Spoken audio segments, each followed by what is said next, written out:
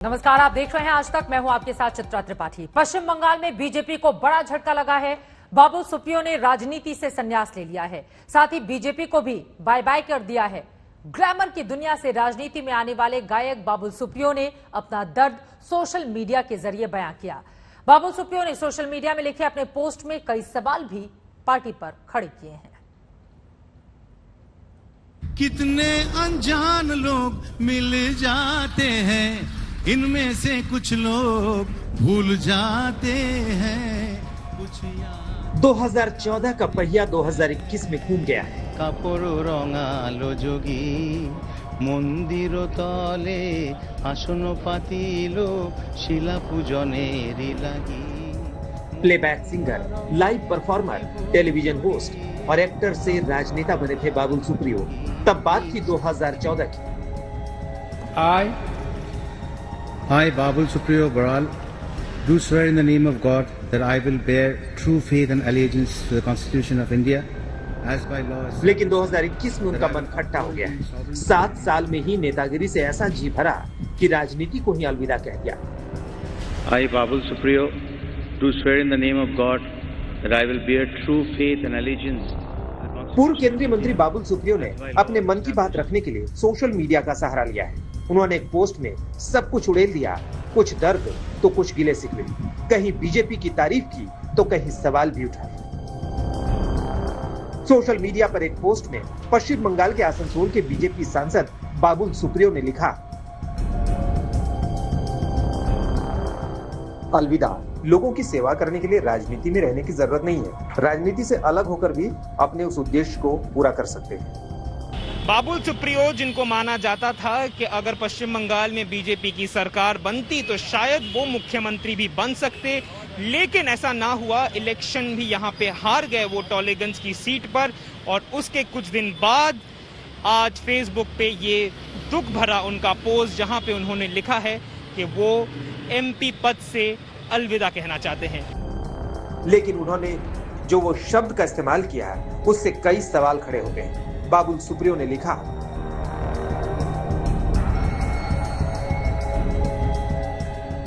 उनके इस फैसले को वो समझ जाएंगे। पार्टी के साथ मेरे कुछ मतभेद थे, वो बातें चुनाव से पहले ही सभी के सामने आ चुकी थी। हार के लिए मैं भी जिम्मेदारी लेता हूं, लेकिन दूसरे नेता भी जिम्मेदार हैं। কে রাজনীতি করবে না করবে, কখন করবে, কখন ছাড়বে, এটার আমার কিছু বলার নেই। প্রত্যেকের নিজস্ব অধিকার আছে, সেই হিসাবে তারা করছে। উনি কি রিজাইন করেছেন? আপনারা খবর করুন, ঠিক আছে। মাসির গোপ হলে মেসো বলবো কি মাসি বলবো, গোপ তো বেরো। তো উনি আছেন, উনি এখন লোকসভায়ও আছেন, আমাদের সহকর্মীও আছেন, এমপিও আছেন। করলে বলবেন আমাকে, এরকম খবর রোজ অনেক কিছু আসে। दरअसल बीजेपी ने बाबुल सुप्रियो को पश्चिम बंगाल विधानसभा चुनाव में टॉलीगंज से मैदान में उतारा था। उनसे करिश्मे की उम्मीद थी, लेकिन वो अपनी असेंबली की सीट भी नहीं बचा पाए। जिसके बाद सियासत ने करवट ली, जिसका जिक्र बाबुल ने अपनी इस पोस्ट में भी किया है। उन्होंने लिखा, मैं लंबे समय से पार्टी छोड़ना चाहता था, इसके लिए पहले ही मन बना चुका था।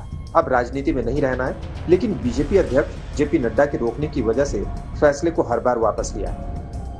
इस बीच कुछ नेताओं के साथ मतभेद शुरू हो गए और तमाम विवाद भी जनता के सामने आने लगे, तो ऐसे में राजनीति से संन्यास लेने का फैसला ले लिया।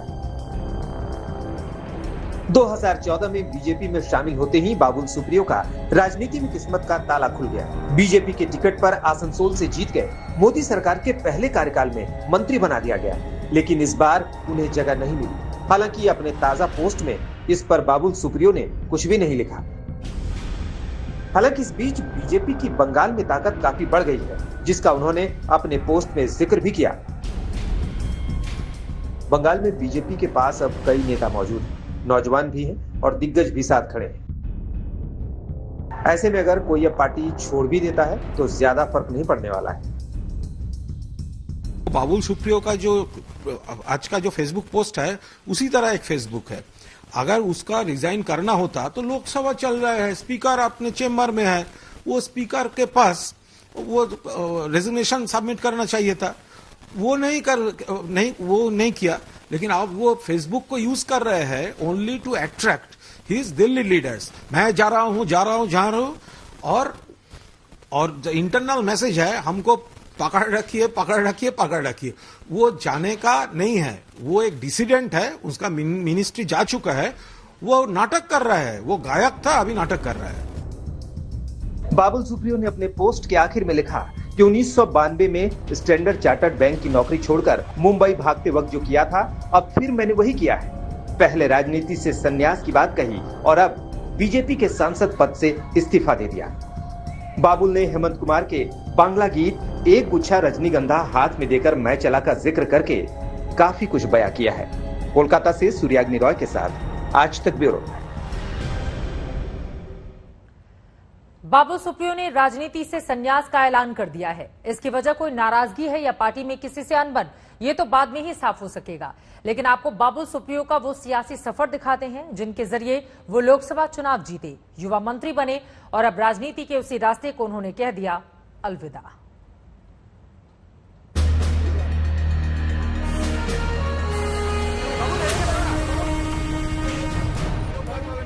बंगाल में क्या हालत है हर चीज में, जीतने से वो सारी हिस्ट्री जो है वो जो है बुझ नहीं जाती है, वो सारे कष्ट जो है वो खत्म नहीं हो जाते। जीत की जश्न में बड़े सपने देखना उनका हक है। बस ये वेदर जो है दिल्ली की बहुत अच्छी हो गई है, तो मैं समझता हूँ कि दिल्ली में उनका स्टे अच्छा रहेगा और प्रधानमंत्री जी को भी वो मिल रहे हैं। ठीक 4 दिन पहले बाबुल सुप्रियो ममता बनर्जी के दिल्ली दौरे पर तंज कस रहे थे। दिल्ली के बदले मौसम, बदली फिजा का हवाला दे रहे थे।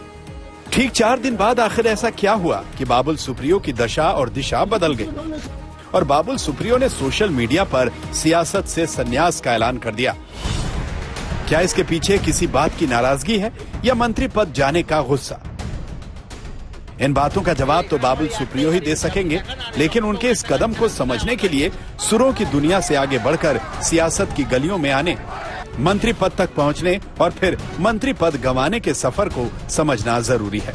I, Babul Supriyo, do swear in the name of God. बात साल 2014 की है। नरेंद्र मोदी की अगुवाई में बीजेपी देश की राजनीति में बदलाव का बिगुल फूंक चुकी थी। ठीक उसी दौर में बाबुल सुप्रियो ने खुद को अटल बिहारी वाजपेयी और मोदी का बड़ा प्रशंसक बताया और मार्च 2014 में बीजेपी में शामिल हो गए। बंगाल की धरती पर बीजेपी पहले से ही किसी चेहरे की तलाश में थी। बाबुल की एंट्री से बीजेपी को बंग भूमि पर बल मिला। बाबुल सुप्रियो भी पार्टी की उम्मीदों पर खरे उतरे और आसनसोल से लोकसभा का चुनाव जीत गए। बाबुल को इसी जीत का इनाम मिला और मोदी सरकार में सबसे युवा मंत्री बने। 2019 के लोकसभा चुनाव में भी बाबुल आसनसोल से विजयी हुए और फिर से उन्हें राज्य मंत्री पद से नवाजा गया। लेकिन बदलाव की शुरुआत तब हुई जब विधानसभा चुनाव में बीजेपी ने ताकत झोंकी और बाबुल सुप्रियो को टॉलीगंज सीट से उतारा, जहां उन्हें हार का सामना करना पड़ा। बीजेपी के लिए कहा जा रहा है कि उम्मीदवार मिले नहीं, इसलिए सांसदों को उतार दिया मैदान में। तृणमूल को बोलिए ना अपना business, let them mind their own business. We have a mind and we are doing our business, let them do their own business. हम अगर बंगाल के भूमिपुत्र हैं, भूमिपुत्री है, अगर पार्टी को ऐसा लगता है कि हम 2019 में चुनाव लड़े हैं और अपने अपने क्षेत्र से बहुत भारी मार्जिन से जीते हैं, अगर बंगाल में जो हमारा लार्जर पिक्चर है, जो लार्जर इंटरेस्ट है, जो मेन मकसद है, उसको हासिल करने के लिए अगर हमें उपयोग किया जा रहा है तो ये तो बहुत गर्व की बात है। लेकिन शायद इस हार के बाद भी बाबुल सुप्रियो को मंत्री पद जाने की उम्मीद नहीं थी। लेकिन 7 जुलाई को जब मंत्रिमंडल से उनका पत्ता कटा तो सोशल मीडिया पर बाबुल का दुख दिख गया था। बाबुल को शायद उम्मीद नहीं थी कि जिस बीजेपी के लिए बंगाल में उन्होंने 7 साल तक पसीना बहाया, उसी पार्टी ने उनका मंत्री पद उनसे छीन लिया।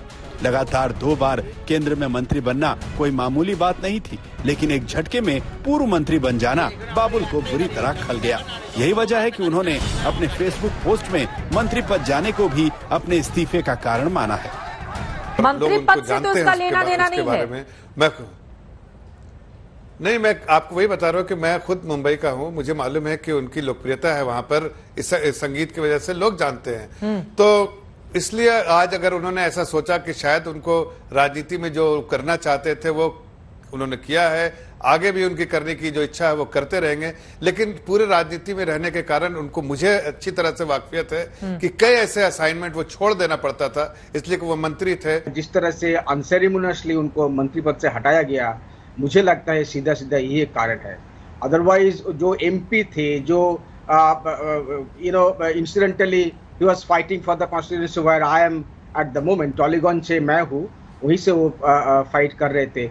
जो मंत्री थे, जो 2 टाइम के एमपी थे, वो अगर विधानसभा में लड़ने के लिए तैयार हो गए थे, राजी हो गए थे, इसका मतलब उनके वो राजनीति में रहना चाहते थे। अब बाबुल पार्टी में कुछ लोगों से अनबन की बात कहकर सियासत से दूरी बना रहे हैं, लेकिन वो लोग कौन हैं, इस बारे में उन्होंने कुछ नहीं कहा। सोशल मीडिया पर संन्यास के ऐलान के बाद बाबुल अभी अगले कदम के बारे में कुछ बता तो नहीं रहे, लेकिन उनके एक एक वाक्य में भविष्य के कदम की संभावनाएं तलाशी जा रही हैं। आज तक ब्यूरो।